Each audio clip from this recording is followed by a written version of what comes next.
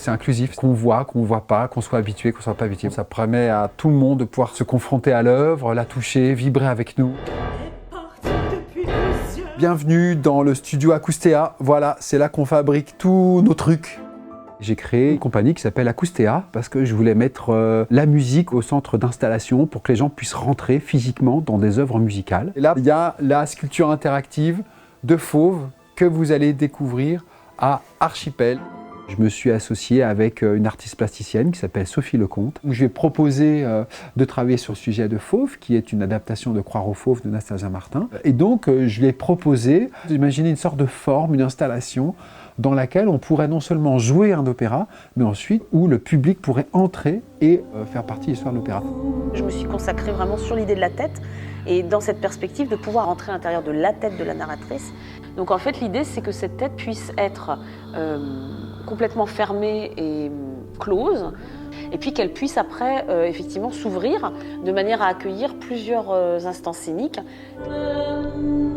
J'ai voulu travailler avec des chanteurs qui ont une technique de voix hyper particulière, de technique arctique, un mélange de voix animale et de voix humaine. Là, c'est l'extérieur de la tête de l'ours. De l'autre côté, on a l'intérieur qui est entièrement recouvert de fresques. Donc ça, ce sont aussi des fresques qui ont été faites par Sophie Lecomte.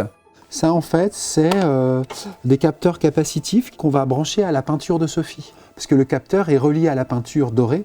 Et la peinture dorée, en fait, elle conduit l'électricité. Et ensuite, il va falloir que je le branche à mon ordinateur.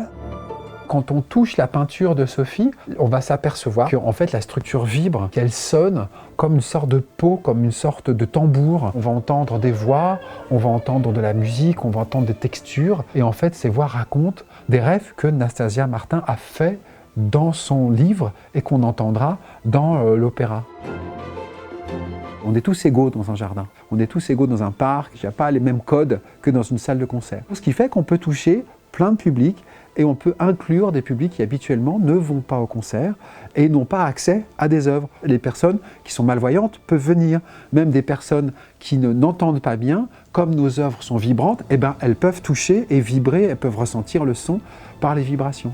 Donc c'est ça qui nous intéresse, c'est vraiment de créer du lien en fait.